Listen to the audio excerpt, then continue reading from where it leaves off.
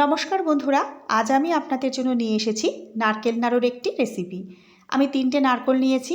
এবার এটা ভালো করে কুড়িয়ে নেব। নারকেল কোড়ানোর সময় হালকা হাতে নারকেল কোড়াবেন, যাতে নারকেলের দানাগুলো খুব মিহি হয়। এবারে এর মধ্যে দিয়ে নেব চিনি। চিনির পরিমাণটা কিন্তু খুব বড় একটা ব্যাপার। আপনারা 1.5 বাটি যদি নারকেল কোড়া নেন, সেক্ষেত্রে চিনি নেবেন 1 বাটি। তা সত্ত্বেও নিজেরা একবার টেস্ট করে চিনির পরিমাণটা খুশি মতো কম বেশি করে নেবেন। এবারে এই চিনি আর নারকেল কোড়াটা খুব ভালো করে মেখে নিতে হবে। এটা হাতা চামচের কাজ নয়, একদম হাত দিয়ে ভীষণ ভালো করে চিনি আর নারকেলটা মেখে নিতে হবে। যত ভালো করে মাখবেন নাড়ু কিন্তু তত ভালো হবে, তত নরম হবে। দেখুন খুব ভালো করে মেখে নিয়েছি। একবার কিন্তু আমি টেস্ট করে নেব, তাতে আমার মনে হয়েছে চিনির পরিমাণটা কম আছে, সেই জন্য আমি আরেকটু চিনি এতে মিশিয়ে নেব। নারকেল কোড়া আর চিনি মাখানোর পর এটা কিন্তু 3 থেকে 4 ঘন্টা রেখে দিতে হবে। আপনারাও চেষ্টা করবেন এই সময়টা দেওয়ার জন্য।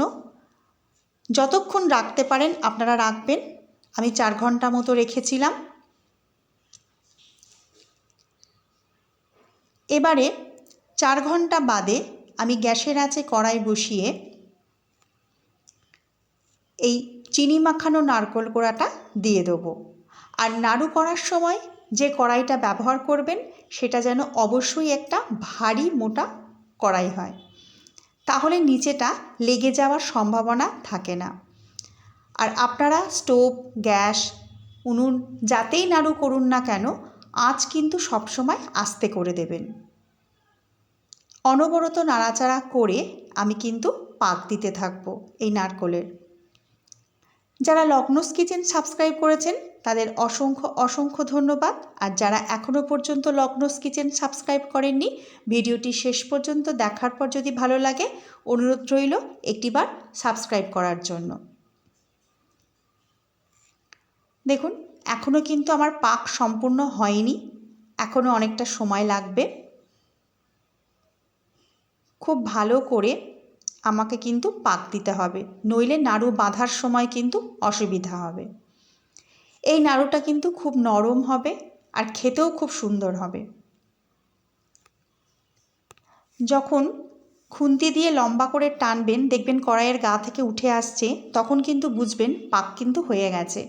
আমার পাক হয়েছে, তবে আরেকটুখানি কিন্তু লাগবে, আরেকটু সময় দেবো। আর একটা ভালো পদ্ধতি হচ্ছে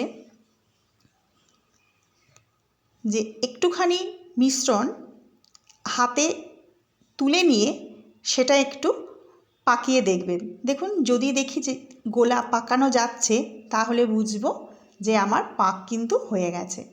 এবারে আমি 500 ml দুধের একটু ক্ষীর বানিয়ে নেব। যদিও ওই ক্ষীরটা আমি আগের দিন করে রেখেছি, তবু আমি এখন একবার দেখিয়ে দিচ্ছি। অনবরত জাল দিয়ে আমি কিন্তু ক্ষীর তৈরি করে নিয়েছি। আপনারা বাজার চলতি কেনা ক্ষীরও ব্যবহার করতে পারেন, তাতেও কোনো অসুবিধা হবে না। এই ক্ষীরটা এবার আমি এর মধ্যে মিশিয়ে দেবো। ক্ষীরটা যেহেতু একটু নরম পাতলা আছে, সেহেতু ক্ষীরটা মেশানোর পর আমি আরও 10 মিনিট সময় গ্যাসের আঁচে পাক দিয়ে নেব। খুব ভালো করে নারকেল কোড়ার সাথে ক্ষীরটা মিশিয়ে নেব। আমার চ্যানেলে বিভিন্ন ধরনের রান্নার ভিডিও আছে। আমি সাধারণত ঘরোয়া রান্না দেখিয়ে থাকি। আপনারা চাইলে আমার চ্যানেলটা সার্চ করে অন্যান্য ভিডিওগুলো দেখে নিতে পারেন। দেখুন খুব ভালো করে ক্ষীরটা মেশানো হয়ে গেছে, আর 10 মিনিট ভালো করে পাক দিয়ে নেব। তারপর 4টে ছোটো এলাচ দানা গুঁড়ো করে এর মধ্যে মিশিয়ে দেবো। এলাচ গুঁড়োটাও খুব ভালো করে নারকেল কোড়ার মধ্যে মিশিয়ে নেব, আর গ্যাসের আঁচ এই সময় বন্ধ করে দেব। আমার পাক একদম ঠিক হয়েছে। এবার একটা থালার মধ্যে ঢেলে এই গরম অবস্থাতেই ছোট ছোট গোল করে নেব। এই গরম অবস্থাতেই ছোট গোল, মানে ফাইনাল নাড়ু বানাবো না, ছোট দলা করে রাখবো, তারপর 5-10 মিনিট বাদে এটাকে ভালোভাবে তেলা করে নাড়ুর আকারে গড়ে নেব। দেখুন 10 মিনিট বাদে আমি এটাকেই আবার ভালো করে গোল করে নিচ্ছি। আমার নাড়ু একদম রেডি পরিবেশনের জন্য।